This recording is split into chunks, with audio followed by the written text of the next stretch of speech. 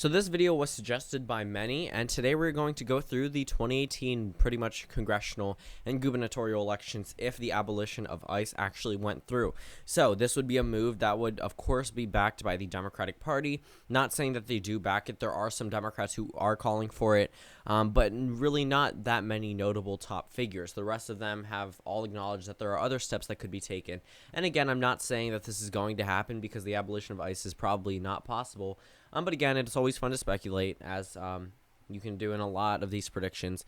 But this would not be a favorable move for the Democrats at all. This would be something that would definitely hurt them, especially since immigration is a top-notch issue we are seeing today. So actually, we're going to flip over here where we can actually see a Senate map with all the states taken away, including California. So we start off with 42 Republicans and 23 Democrats. Like usual, we start off with all the same safe states that probably aren't flipping regardless of the impact of the Democrats in a number of these states. Again, safe states for the Republicans include a number of these that we're going to shoot their numbers up to 47 to 33 Democrats. You know, there's some other toss-up states I can fill in that were just toss-ups, but New Mexico, arguably safe for the Democrats. Virginia as well, considering opinion polling shows Tim Kaine ahead by 23%. But we finish off the map with 30. We don't finish off. We start off the map with 37 Democrats that are safe in their column and 47 safe seats for the Republicans. Keep in mind, Republicans only need 3 to retain the majority. Democrats need 14. Okay, so we're going to start off with a number of these states that probably, again, aren't going to flip, but aren't safe for either candidate. So West Virginia is one of those states. I'm not saying it's shifting in the Democratic favor, but if the abolition of ICE actually does go through, immigration probably won't be an issue that affects them mainly. And Joe Manchin is probably going to win here as well. I think I might have said a different name, but Joe Manchin is the candidate. Anyways, let's move on. Minnesota, that one actually I see is likely. Along with the entire Rust Belt, I really do not see the Rust Belt getting competitive for a while. Other than presidential election years, these popular Democratic incumbents probably aren't going to have a run for their money, considering that a number of these Republicans aren't being backed by the National Republican Party because they are focusing on other elections. And considering this map, if Democratic incumbents remain in a number of these Republican states in almost all the future midterms, Republicans will be focusing on those states and not trying to flip states that went for the senators by double digits last time. Another state, another race, the Senate race in Minnesota, the special election I would put as leaning for the Democrats, even though the whole immigration fiasco would be something that would be not beneficial to them. Ohio is another one of those states that I really do not see flipping. But when we go down to the South, Texas, I would see going to the Republicans in this scenario. The abolition of ICE would not be beneficial to Democrats whatsoever. 44 Democrats, 48 Republicans, here's where they're going to take the majority. Nevada and Arizona, states that immigration actually does play a very large influence on how these voters vote. If the abolition of ICE actually goes through, this would not look good for the National Democratic Party, especially since they will be backing a number of these candidates that started off with ground campaigns, and it would make them look like they are a part of the National Democrats. And even if they do possibly agree with the abolition of ICE, which Jackie Rosen and Kristen Sinema do not, it would still look negative for them in their campaign. And these states still do have Republican incumbents, which would make it beneficial to the Republican Party to focus more on here, especially if this actually goes through. But again, it's not likely to happen. In a number of other of these swing states, again, Missouri, I've actually looked at the polling that we've seen in Missouri. Every single poll that has been taken that is not an insider poll shows Claire McCaskill ahead. There has not been a poll that shows Josh Hawley ahead except for insider polls, which is very surprising.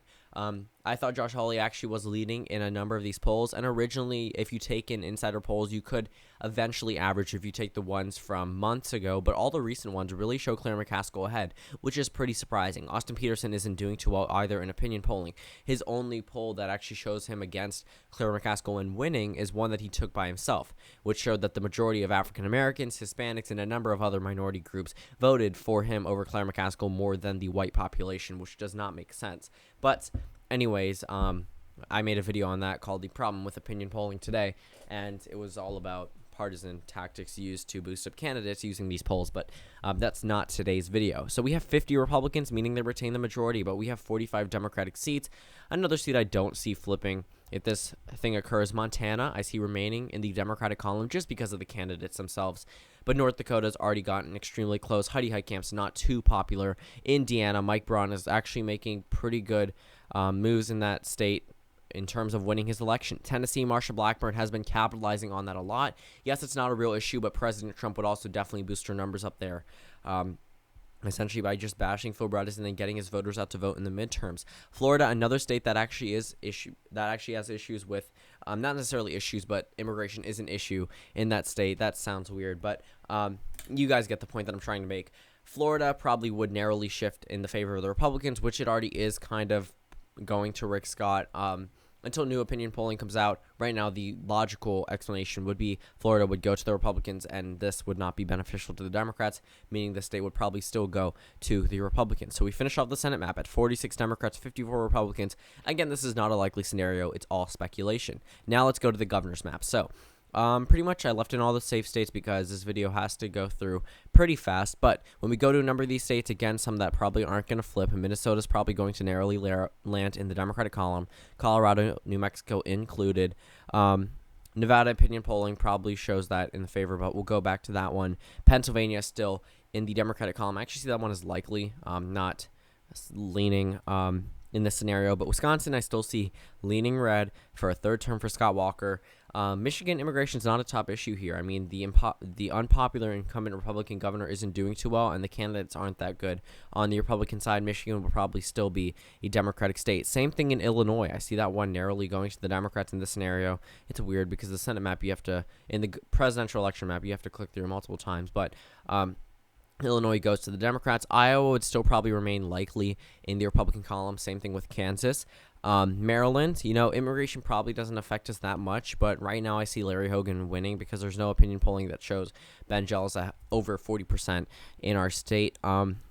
Arizona and Nevada would probably narrowly land in the Republican column, and Ohio is extremely close. The very things that flipped the state to the red column back in 2016 probably are going to affect them in the midterm elections. I see it narrowly going to the Republicans in this scenario. Alaska included going to the Republicans, probably by a likely margin considering the vote splitting between the former Democratic senator, the incumbent independent, and one of the more well-known Republican candidates. And Florida, I see leaning in the Republican column. This map would actually be pretty good for Democrats. They gained 4 seats considering they have 16 right now, considering West Virginia just, not recently, but had flipped, I believe actually it was a year ago, to the Republicans when West Virginia was a Democratic state before. So 20 Democrats, 30 Republicans. The Senate map finishes off, wrong Senate tab, finishes off with 46 Democrats and 54 Republicans. Thank you guys for watching this video. Comment down suggestions below, and I'll see you all tomorrow.